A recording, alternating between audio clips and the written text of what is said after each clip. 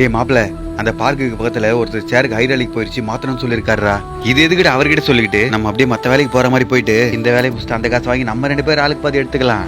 இல்லடா, எனக்கு தப்பா தோணுது, வேண்டாம்.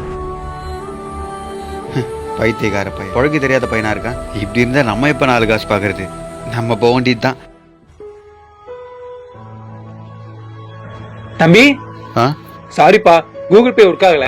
ஏடிஎம் எடுத்துட்டு சாயங்காலமா கொண்டு வந்து தரேன். சரிங்கண்ணே, பரவாயில்ல, நீங்க பொறுமையாவே கொடுங்க, வரேன். டேய் யோகா, காலையில வந்து ஹைட்ராலிக்லாம் கரெக்டா செக் பண்ணிடா. கரெக்டா பண்ணிட்டேனே. எதுக்கு இப்ப போய் செக் பண்றாரு? டேய், காலையில இருந்து 6 ஹைட்ராலிக் தானே வேலை வந்திருக்கு, ஏன் 7 கம்மியா இருக்கு? அண்ணே, ஒருவேளை லோட்ல வரும்போது கம்மியா இருக்குண்ணே. அப்படியா? இரு, லோ டிரைவருக்கு ஃபோன் பண்ணி கேக்குறேன்.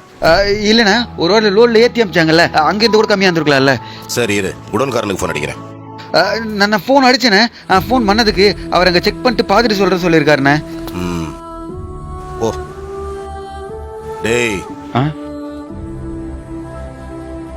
இந்தா 500 ரூபாய். என்ன பண்ணணும் இது? மைக்கேல் சார், ஒரு நிமிஷம். உங்க கடையில வேலை பாக்குற பையன் மதியம் ஹைட்ராலிக் மாத்தவன் தான். கூகுள் பே ஒர்க் ஆகுறதுனால கையில காசு கொடுக்கல, இந்தாங்க. ஹைட்ராலிக் மாத்தறானா? என்கிட்ட சொல்லவே இல்லையே. எப்படியும் டீ குடிக்க இந்த பக்கம் தான் வருவீங்கன்னு தெரியும், அதான் உங்கள்கிட்ட கொடுக்கறதுக்காக வெயிட் பண்ணிட்டு இருக்கேன். சரி கொடுங்க. எனக்கு தெரியாம ஹைட்ராலிக் மாத்திட்டு வந்தல, அந்த காசு. ஒரு பொய்யை மறைக்க இன்னொரு பொய், அந்த பொய்யை மறைக்க இன்னொரு பொய். முதல்ல தப்பு செஞ்சா ஒத்துக்கணும்டா. அதை விட்டுட்டு பொய் சொல்லிட்டே போனேன்னு வையேன், அது இன்னும் பெரிய பிரச்சனையில கொண்டு போய் விட்டுரும். டேய், இந்த விஷயம் உனக்கு தெரியுமா?